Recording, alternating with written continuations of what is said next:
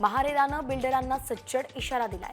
गृहनिर्माण प्रकल्पांच्या जाहिरातींबरोबर महारेरा नोंदणी क्रमांक, महारेरा वेबसाईटचा तपशील आणि QR कोड, संपर्क क्रमांक ठळकपणे छापणं बंधनकारक करण्यात आलंय। आदेशाची अंमलबजावणी न करणाऱ्या बिल्डर्सना 50,000पर्यंत दंड ठोठावला जाईल। भिवंडीतील धोकादायक इमारत दुर्घटनांच्या घटना पाहता आतापर्यंत 90हून अधिक जणांचा मृत्यू झालेला आहे। पालिका क्षेत्रातील 1444 इमारती यामुळे धोकादायक ठरल्यात आणि याच पार्श्वभूमीवरती शहरातील धोकादायक आणि अति धोकादायक इमारतींवरती पालिका प्रशासनानं कठोर कारवाई करावी, तसंच जीवितहानी टाळावी अशी नागरिकांची अपेक्षा आहे।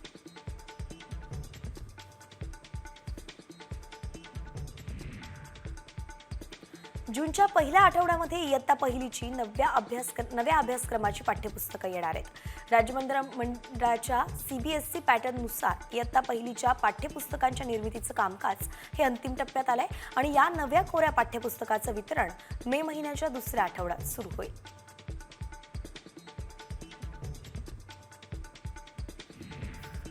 पालकांच्या खांद्यावरती शाळांच्या शुल्क वाढीचं ओझं दरवर्षी वाढत आहे। गेल्या 3 वर्षांत देशभरातील खासगी शाळांच्या शुल्कामध्ये 50 ते 80% वाढ करण्यात आली आहे। ही माहिती एका सर्वेक्षणात उघडकीस आली आहे आणि या सर्वेक्षणात देशातील 300हून अधिक शाळांमधील पालकांबरोबर संवाद साधण्यात आला।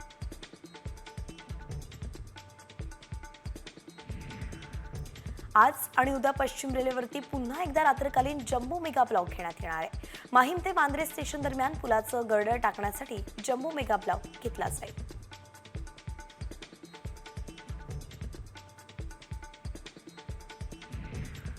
मुंबईकरांना तब्बल 20 महिने वाहतूक कोंडीतून प्रवास करावा लागणार आहे, कारण एल्फिस्टन ब्रिज बंद करून त्याचं पाडकाम करण्यासाठी परवानगी देण्यात आली आहे आणि त्यामुळे आता वळसा घालून प्रवास करावा लागणार आहे। 15 एप्रिलपासून हा पूल बंद होईल, तर मडकेबुवा चौक, कबूतरखाना या पर्यायी मार्ग वाहतुकीसाठी खुले करण्यात आले।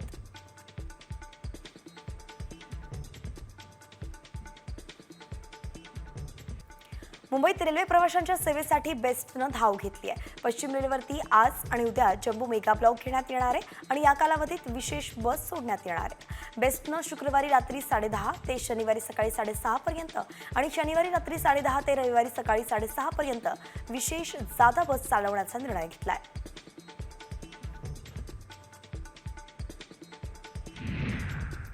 मुंबई अहमदाबाद बुलेट ट्रेन प्रकल्पाच्या कामांना गती आलेली आहे। गुजरातमध्ये वडोदराजवळ 70 मीटर लांबीचा मेक इन इंडिया स्टील पूल बसवण्यात आलेला आहे आणि या पुलाची लांबी 70 मीटर रुंद तर 14 मीटर असून उंची ही 13 मीटर इतकी आहे।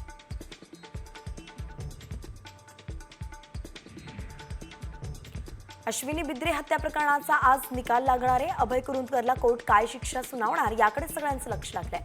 या प्रकरणी एकाची पुराव्याअभावी निर्दोष सुटकाही करण्यात आली आहे। बिद्रे प्रकरणी दोषींना शिक्षा सुनावण्याआधीच न्यायाधीश KG पालदेवार यांच्या अपेक्षेनुसार अश्विनी बिद्रे गोरे यांची कन्या सिद्धी गोरे आपलं म्हणणं मांडणार आहे आणि त्यासाठी सिद्धी कोल्हापूरहून पनवेलकडे निघाली आहे। सिद्धी सध्या 15 वर्षांची आहे आणि ज्यावेळी अश्विनी बिद्रेंची हत्या झाली त्यावेळी सिद्धीचं वय केवळ 6 वर्ष होतं।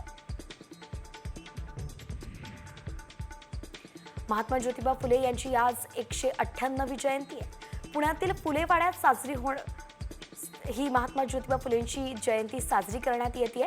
फुलेवाड्याला आकर्षक सजावट करण्यात आली आहे, तर जयंतीनिमित्त अनेक राजकीय नेते आज फुलेवाड्यातील समता भूमीला अभिवादन करणार आहेत। महात्मा फुलेवाड्याला आकर्षक सजावट करण्यात आली आहे। पुण्यातील फुलेवाड्याच्या बाहेर भव्य एकता मिसळ कार्यक्रमाचं आयोजन करण्यात आलंय। महात्मा ज्योतिबा फुलेंच्या जयंतीनिमित्त जोगेश्वरी मिसळ यांच्याकडून 10,000 किलो मिसळ बनवण्यात आली आहे। महात्मा फुलेंना अभिवादन करायला येणाऱ्या प्रत्येकालाच या मिसळीचा आस्वाद मिळावा यासाठी अनोखा उपक्रम राबवण्यात आलाय।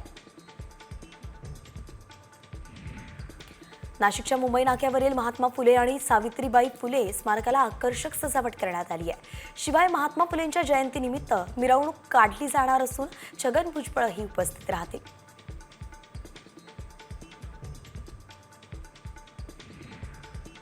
राज्यात 14 जिल्ह्यांमध्ये टँकरद्वारे पाणी पुरवठा केला जातोय।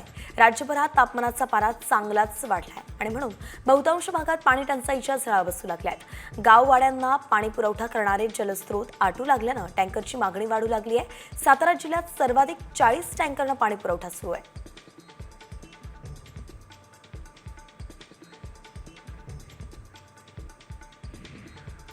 डोंबिवली पूर्वेत जुना आयरे रोड इथे रस्त्याचं काँक्रिटीकरणाचं काम सुरू आहे आणि या रस्त्याच्या कामाच्या खोदकामादरम्यान केडीएमसी पाण्याची पाईपलाईन फुटली आहे। तब्बल 2 तास पाण्याचे फवारे उडत होते आणि त्यामुळे लाखो लिटर पाण्याची नासाडी झाली आहे। केडीएमसी अधिकाऱ्यांना माहिती देताच या पाईपलाईनवरील पाणी पुरवठा बंद करण्यात आला।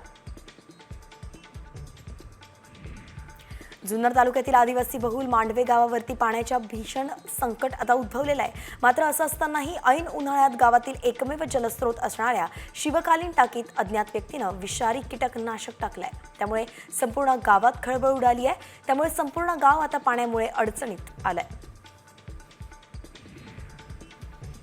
भंडाऱ्याच्या लोभी चांदमारा परिसरात शेतकऱ्यांना तारेवरची कसरत करत उन्हाळी शेतीला पाणी पुरवावं लागतंय। विजेचा पुरवठा अपुरा होत असल्यानं शेती ओलीतही होत नाहीये। रात्री 12-1 वाजता विजेचा पुरवठा केला जातो। अशात वन्य प्राण्यांची भीती असते, म्हणून सकाळच्या वेळी वीज देण्याची मागणी शेतकरी करतात।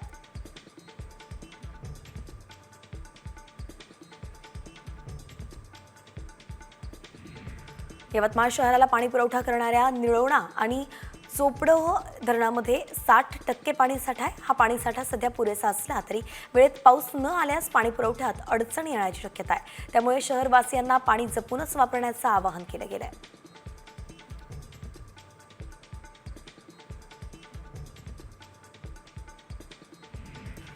अलिबाग तालुक्यातील पिण्याच्या पाण्याची समस्या दिवसेंदिवस गंभीर होत चालली आहे। 47 गावं आणि 33 आदिवासी वाड्यांना पाणी पुरवठा करणाऱ्या उमटे धरणाच्या पाण्याचं तळ गाठलेलं आहे। धरणात जेमतेम 20%च पाणीसाठा शिल्लक आहे आणि त्यावर 2 महिने पाणी पुरवठा कसा करायचा असा प्रश्न आता उपस्थित झालाय।